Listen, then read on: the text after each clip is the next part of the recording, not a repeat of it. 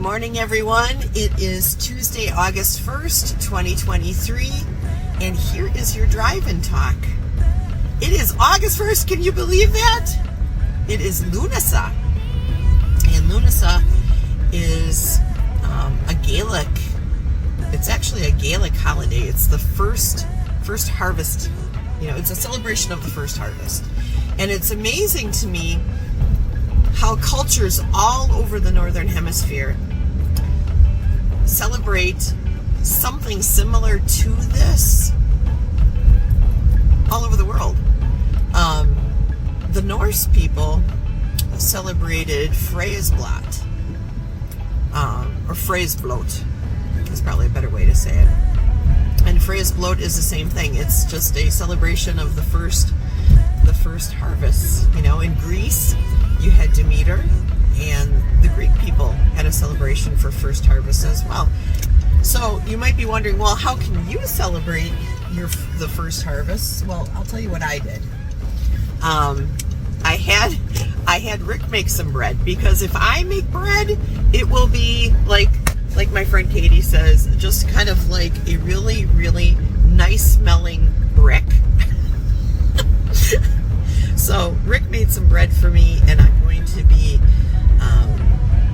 giving some bread this evening to both Freyr and Sif, which is Thor's wife, who is also she's kind of like a goddess of the grains, and this is a celebration of those first grains being harvested, so I'm going to be celebrating her as well.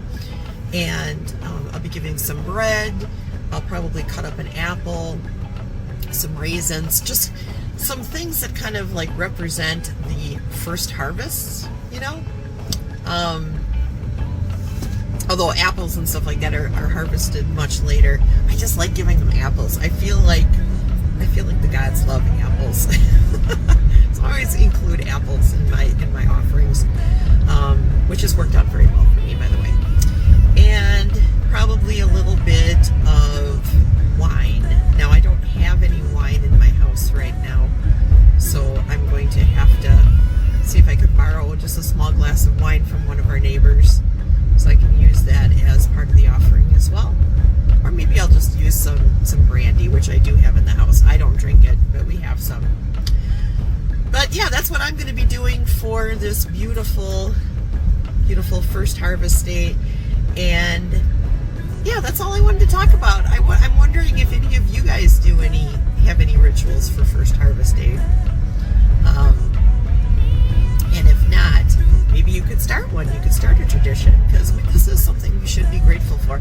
I think about how our ancestors must have felt at this time of the year.